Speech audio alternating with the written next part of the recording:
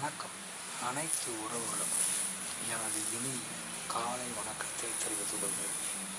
உங்களிடத்தில் ஒரு சிறு ஜோதிட குறிப்பை பகிர்ந்து கொள்ள வருகிறேன். மிகவும் முக்கியமானது, கவனமாக நீங்கள் இதை கேட்டுக்கொள்ள வேண்டும். இது பூமிக்காரகன் செவ்வாய் பகவானை பற்றியது.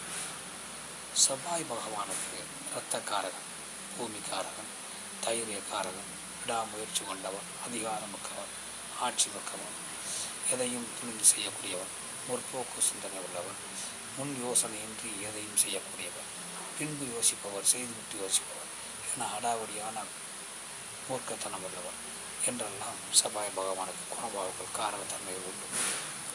அந்த இரத்தக்காரன் பூமிக்காரன் செவ்வாய் பகவான் கடகம் வீட்டிலே நீசமான நிலையில் இருந்து அந்த கடக வீட்டில் நீசமாக அந்த செவ்வாய் பகவானை சுபக்கிரகமோ, குரு பகவானோ, புதன் பகவானோ, வளர்முறை சந்திரனோ, தனித்த புதனோ, சுக்கிரனோ, குருவோ பார்த்தார். அந்த அமைப்பு கொண்ட ஜாதகர்கள் ரியல் எஸ்டேட்டுகள் இடங்களை வாங்கி அதில் மனைகளாக இருப்பது சிறந்த அமைப்பாக இருக்கும். அதே செவ்வாய் பகவான் கால புருஷனுக்கு 10வது வீடு மகரத்தில் அவர் உச்சமாக இருந்தால் அதை சுபக்கிரகமோ பாவக்கிரகமோ பார்த்தார்.